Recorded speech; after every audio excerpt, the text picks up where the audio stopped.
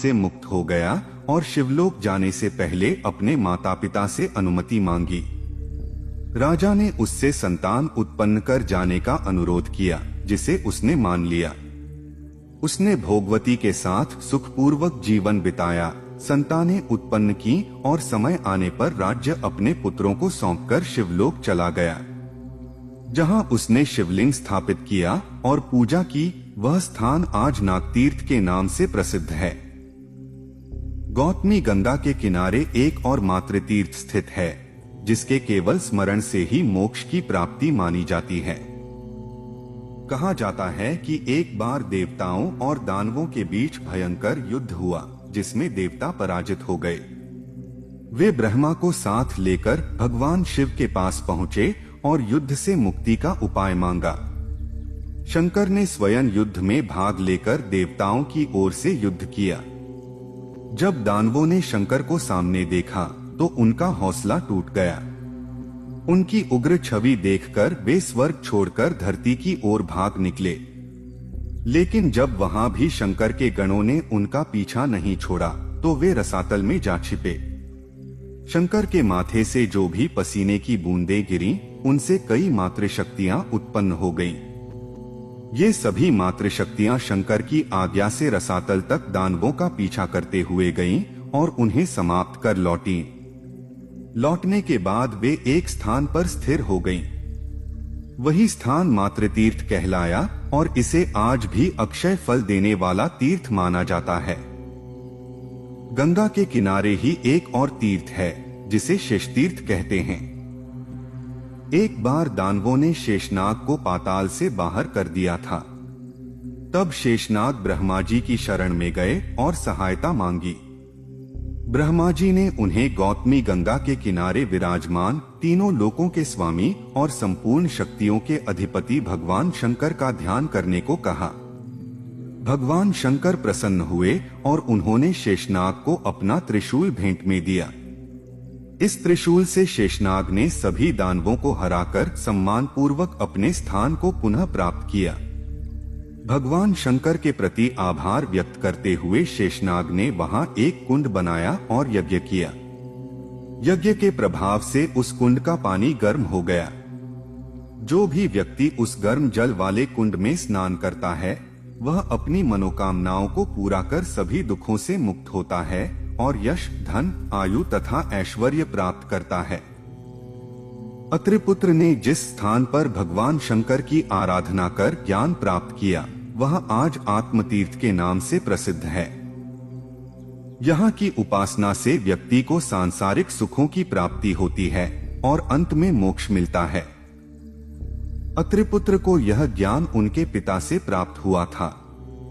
पिता के मार्गदर्शन में उन्होंने गौतमी गंगा के तट पर महादेव की भक्ति की और तत्वज्ञान प्राप्त किया। पिता के कहे अनुसार उन्होंने पहले गंगा स्नान किया, फिर एकाग्र चित्त से शंकर की आराधना की। इससे प्रसन्न होकर शंकर ने उन्हें मुक्ति का वरदान दिया और इस स्थल को एक पवित्र तीर्थ बना दिया। एक समय सभी औषधियों ने, जो जीवों के दुख और रोगों को दूर करने वाली थीं, ब्रह्मा जी से अनुरोध किया कि वे भी अपना एक पति और रक्षक चाहती हैं। ब्रह्मा जी ने उन्हें गौतमी गंगा की शरण में जाकर उपासना करने को कहा। गंगा तट पर जाकर उन्होंने स्नान किया और पूरी निष्ठा से पूजा की। इससे प्रसन्न होकर भगवती गंगा ने उन्हें दर्शन दिए और वरदान दिया कि वे सोम को अपना पति रूप में पाएंगी। जहां उन्होंने यह स्नान और पूजा की, वह स्थान सोमतीर्थ कहलाया। यमतीर्थ भी पापों का नाश करने वाला और पुण्य प्रदान करने वाला माना जाता है। इसे देवता और ऋषिमुनि प्राचीन समय से पूजते आए हैं। एक बार मृत्यु के पौत्र अनुलाद नामक एक शक्तिशाली कबूतर अपनी पत्नी के साथ गंगा के उत्तर तट पर रहता था। उसका परिवार समृद्ध था और वह सुखपूर्वक जीवन बिता रहा था। तभी उसका शत्रु पक्षीराज उलूक दक्षिणी तट पर अपने परिवार संग आ बसा। वह अग्निवंशी था। दोनों पक्षों ने अपने अपने आराध्य देवताओं अग्नि और यम को प्रसन्न करके अद्भुत शक्तियां प्राप्त की थीं। वे एक दूसरे को सहन नहीं कर पा रहे थे, इसलिए संघर्ष शुरू हो गया। उलूक ने कबूतर पर अग्निबाण चलाने शुरू कर दिए।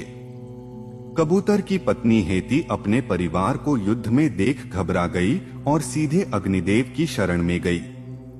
उसने अग्निदेव से अभय मांगा और अस्त्र रोकने की प्रार्थना की। अग्निदेव ने बताया कि छोड़ा गया अस्त्र अपने लक्ष्य को बिना भेदे वापस नहीं लौटता। तब हेती ने अपने प्राणों का बलिदान देकर अपने परिवार की रक्षा का वर मांगा।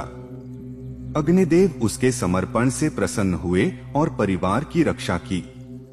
उधर कबूतर ने भी उलूक की ओर मृत्युपाश अस्त्र छोड़ा। उसकी पत्नी उलूकी ने यमदेव की स्तुति की और अपने पति की रक्षा की प्रार्थना की। पहले तो यमदेव ने मना किया, लेकिन उलूकी की भक्ति और समर्पण देखकर उन्होंने किसी को नुकसान पहुंचाए बिना अपने अस्त्रों को शांत कर दिया। अग्नि और यम दोनों ने समझौता कराया और अपने भक्तों को दर्शन दिए। भक्तों ने भी अपने अपने परिवार के साथ गौतमी तट पर स्नान, ध्यान, पूजा और तर्पण कर पुण्य प्राप्त किया। इन्हीं घटनाओं की स्मृति में ये स्थान कपोत तीर्थ और उलूक तीर्थ के नाम से प्रसिद्ध हैं। पुत्र प्राप्ति के लिए प्रसिद्ध तीर्थ को पुत्र तीर्थ, शक्र तीर्थ या निज तीर्थ भी कहा जाता है। यहाँ स्नान करने से संतान की प्राप्ति सुनिश्चित मानी जाती है। एक बार जब दिति के पुत्रों का वंश नष्ट होता गया और अदिति के पुत्र देवगण फलते फूलते रहे, तो दिति ने दुखी होकर दनु से कहा कि वह संतानहीन जीवन से परेशान होकर आत्महत्या पर विचार कर रही है। तब दनु ने उसे समझाया कि यदि वह कश्यप जी को प्रसन्न करे तो फिर से संतान प्राप्त कर सकती है। यह सुनकर दिति ने कश्यप जी को प्रसन्न करने की तपस्या शुरू कर दी। कश्यप जी ने कहा कि यदि वह वीरों को जन्म देने का सौभाग्य चाहती है तो उसे पूरी निष्ठा से तप करना होगा। कश्यप ने दिति को गौतमी गंगा के किनारे तप में लीन रहकर जीवन बिताने का मार्ग बताया। दिति ने कश्यप जी के तेज को गर्भ में धारण किया और गंगा तट पर रहना शुरू कर दिया। वह व्रत पूर्वक जीवन जीने लगी। स्नान, ध्यान, जप, तप, ब्रह्मचर्य, सात्विक आहार विहार, सत्य बोलना, नियमित सीमित भोजन और ईश्वर की उपासना में लगी रही। जब इंद्र को इस बात का पता चला तो वह घबरा गया।